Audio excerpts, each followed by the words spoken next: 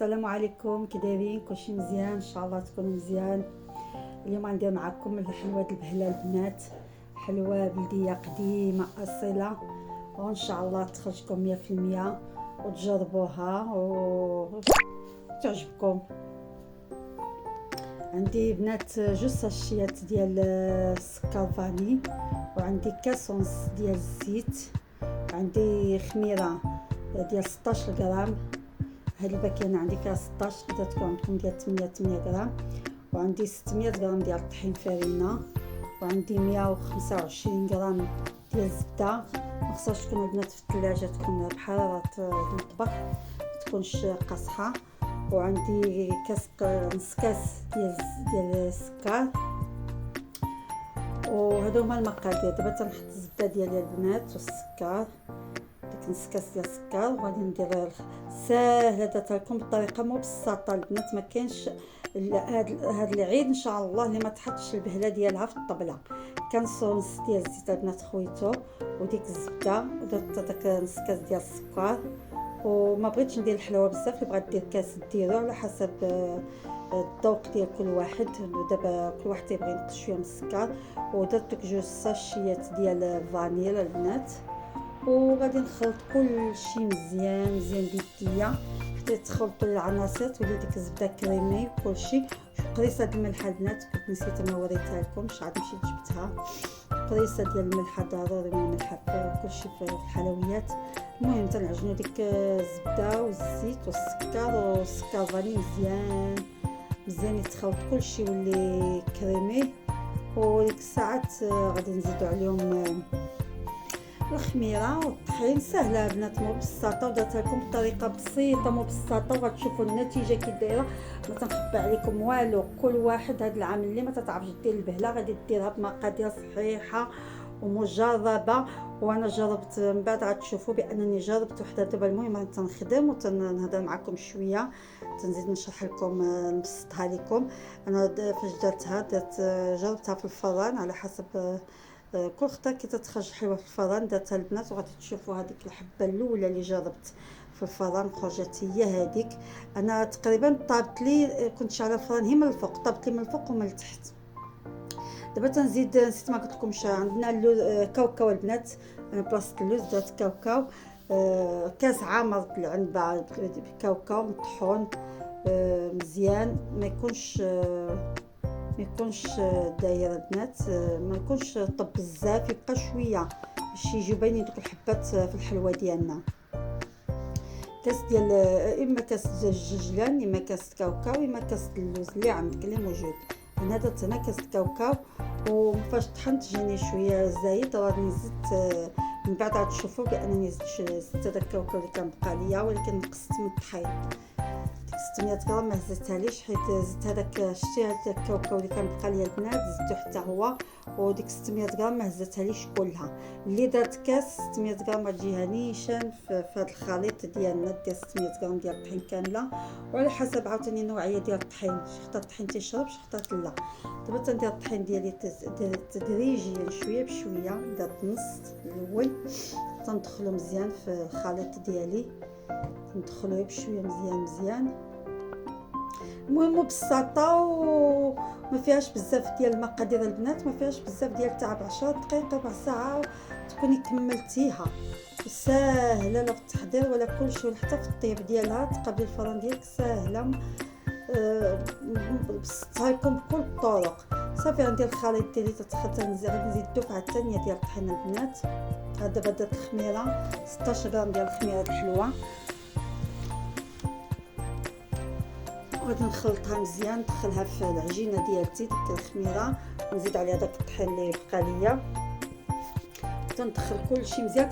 غتشوفوا البنات العجينه ديالكم ماشي جاريه وماشي قاصحه، تتكون رطبه شويه، غتشوفوها تحسوا بها، تشوف ماشي قاصحه وماشي جاريه، خصها تكون رطبه في يديك وصافي باش تعطيك نتيجه زوينه. ماشي قاصحه البنات، لا، هذا تشوفوا كي تنديرها بيديا هكاك خصها تكون، هكا خصها تجي.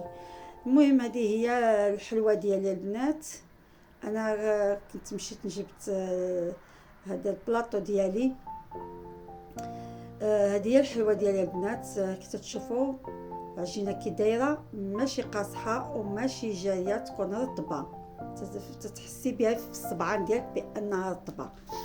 تخدميها مزيان، تدخلي كلشي داك السكر والطحين والخميره كلشي تطحن مزيان. انا شرط ليها شويه ديال الطحين البنات ماشي بزاف، على حسب زدت هذاك القياس ديال الكاوكاو اللي كنبقى ليا، كنت غادي يبقى ليا غادي يضيع ماشي شي حاجه، واحد شويه هو داك اللي نقص ليا انا ديال الطحين. اما نتوما الا درتو كاس ديال الكاوكاو نيشان عبرتوه وطحنتوه جاكم نيشان كاس، ما غاديش يشدكم هذاك الطحين. انا شرط لهداك الطحين حيت كملت هذاك تقريبا كانت عندي زلافه ما كاملاش ديال الكاوكاو كنت طحنت قلت زدتها حتى هي. المهم غتشوفوا دابا انا درت فيهم العبا ديالهم البنات 46 غرام. مشيت جبت الميزان ديالي وعبرتهم 46 غرام البنات، 46 47، حيت شات لي واحد شويه ديال العجينه في التالي وبقيت نزيدها في داكشي كملتهم كاع دوك التالي.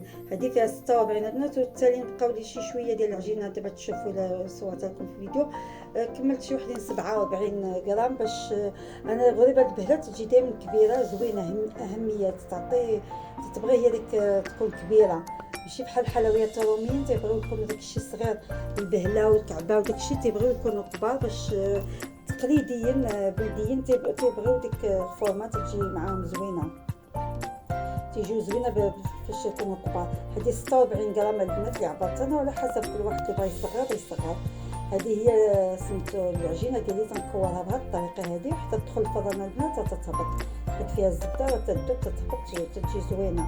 المهم الفران راني شاعله دابا قبل ما سميتو البنات، كنت مشيت شعلت الفران قبل ما نبدا نكور، شعلت الفران ديالي على حراره متوسطه 180 وغادي نطيب هي من الفوق من التحت. هذه هي اللي جربتها البنات، هذه اللي درت بها السياج خرجت لي هي هذيك. عاد خشيت الحلوه ديالتي الاخرى، خشيت الغريبه ديالتي طبت لي انا تقريبا كلها من الفوق، ما احتاجيتش نشعل كاع من التحت، وكل واحد الفران ديالو. انا عندي الفران ديال الضو طابت لي من الفوق ومن التحت. انا نقلب لكم الحلوه ديالتي حتى هي طايبه بديك السخونيه، الفران اللي كان سخون طابت لي حتى من التحت، ما احتاجيتش كاع نشعل لتحت، شققات لي الفوق مزيان. وفاش هزيتها هذيك الحبه اللي كانت اللي درت بها لي سياج اللي جربت بها جاتني هي هذيك.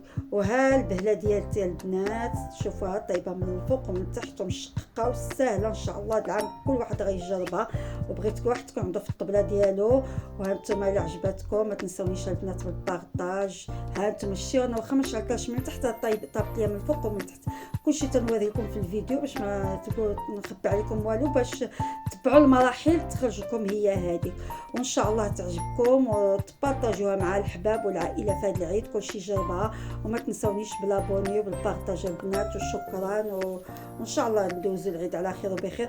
وهيا جربتكم وحده البنات مع كاس ديال القهوه، هشيشه رطبات تفتت غزاله، زعما ما عندي ما نقول.